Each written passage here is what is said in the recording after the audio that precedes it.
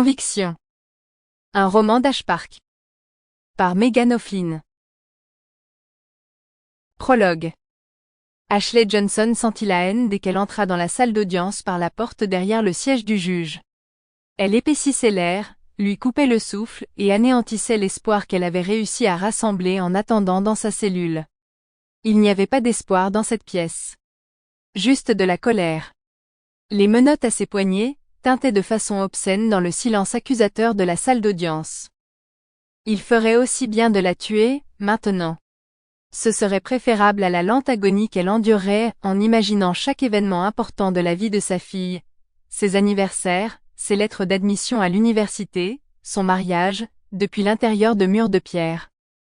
Les yeux du jury la brûlaient depuis leur box sur le côté droit de la salle, et ses jambes menaçaient de céder. Peut-être méritait-elle une partie de leur jugement. Il était vrai qu'elle avait fait de mauvais choix. Le choix d'être avec Derek était le pire de tous. Elle essaya de ne pas regarder vers l'avant de la salle d'audience en passant, de ne pas voir le stand où le corps sans vie de Derek avait été transformé en affiche, ses yeux sans vie l'observant et l'accusant même à travers le voile de la mort. Le mur derrière lui était éclaboussé des restes sanglants de son crâne. Chaque fois elle essayait de ne pas regarder, mais chaque fois elle échouait.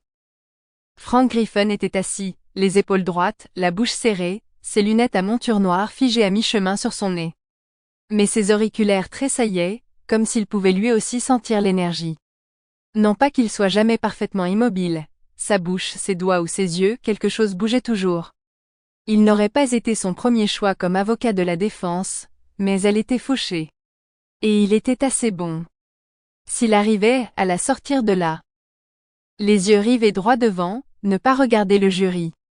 Ne pas regarder l'affiche. Ne pas regarder.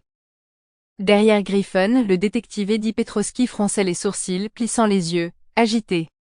Griffin avait dit que le détective avait cette expression depuis qu'un tueur en série lui avait échappé l'année dernière, mais pour Ashley, ces lignes d'irritation sur le front d'Eddie montraient qu'il en avait quelque chose à foutre. Plus loin dans la rangée, le docteur McCallum, le psy qu'il avait interviewé avant le procès, était assis à observer, son énorme ventre écrasé contre le dossier du banc devant lui.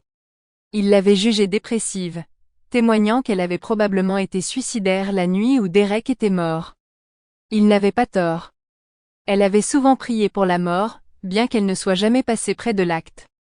C'était un fantasme, s'échapper quand les choses devenaient trop dures, mais pas un fantasme qu'elle voulait embrasser. Ses pieds semblaient collés au sol, tandis qu'elle scrutait le reste de la foule. Son assistante sociale, celle de Sample complete. Ready to continue?